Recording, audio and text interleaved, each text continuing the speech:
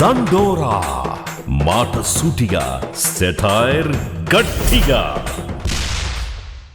అగ్గిపుల్ల సబ్బు బిల్ల కోడిపిల్ల కాదేది కవిత కనహం అన్నట్టు బాటిళ్ళు బకెట్లు డ్రమ్ములు పాలకాయలు కుక్కర్లు చెంబులు తపాలలు గిన్నెలు గిలాసులు ఇట్లా చెప్పుకుంటా పోతే ఎండాకాలం అని కూడా చూడకుండా నీళ్ళ ట్యాంకులో నీళ్లు పారబోసి మరి పెట్రోల్ కొట్టించుకోపోయేంత మోతవర్లు మనోళ్ళు. ఇరానోని తానకంటే ఎక్కువ పెట్రోల్ డీజిల్ మన తానే ఉన్నదిరా అని చెప్పినా కూడా ఇనతట్లేరు మనోళ్ళు.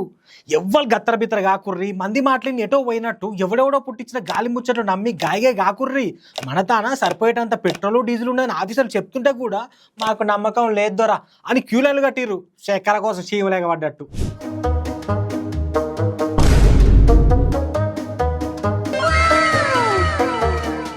గిదే సందని పీన్గా మీద పేలాలు ఎరుకునే బాపదిగాలు ఉంటారు కదా, వాళ్ళట బ్లాక్లు అమ్ముకుంటున్నారట పెట్రోల్ డీజిల్ను.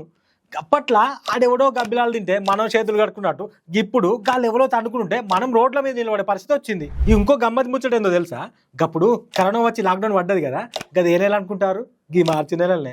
ఇప్పుడు పెట్రోల్ డీజిల్ గ్యాస్ తక్లీఫ్లు కూడా అవుతున్నాయి చూడు, గిది కూడా మార్చి నెలలనే.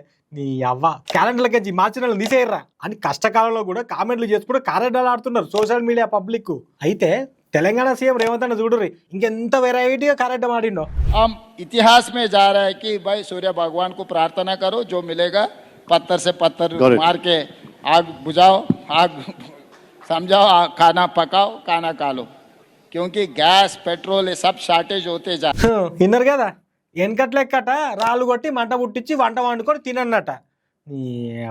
న్యాయం చెప్పరా నారిగా అంటే నాతోటి ఆడుకొని తిందాం అన్నాడు వెనకట్టుకో పెద్ద మనిషి. గట్లే ఉండదు రేవంతనం ముచ్చట కూడా. ఇప్పుడు గ్యాస్ ముచ్చట కాబట్టి ఇట్లా రాళ్లతోటి మంట పుట్టించుకోమన్నాడు. అదే కరోనా టైం అయితే వామ్మో ఊహించుకుంటే భయంకరంగా ఉన్నది. నీ అవ మాస్కుల్లో గోళీల్లో అందరూ పోయి చెట్ల కింద వండుకోపోయి ఆక్సిజన్ వస్తుంది అని అంటోడు కావచ్చు. ఏందో అయినతో కానీ లీడర్ అనేటోడు జనాలకు ధైర్యం నింపాలి, కానీ ఇట్లా చేతులు తీసినట్టు మాట్లాడితే ఎట్లా చెప్పుర్రి. అయినా జనాల బతుకులు అంటే లీడర్లకు ఎప్పటికీ ఆరోగ్యమైనా కానీ వీళ్ళతో ఏం చెప్పలేము అని గరం అవుతున్నారు చాలా మంది పబ్లిక్ రేవంతనం ముచ్చటిన వాళ్ళందరూ. కానీ ఇంత పంచాయతీలకు కూడా కొందరైతే మస్తుగా ఎంజాయ్ చేస్తున్నారు.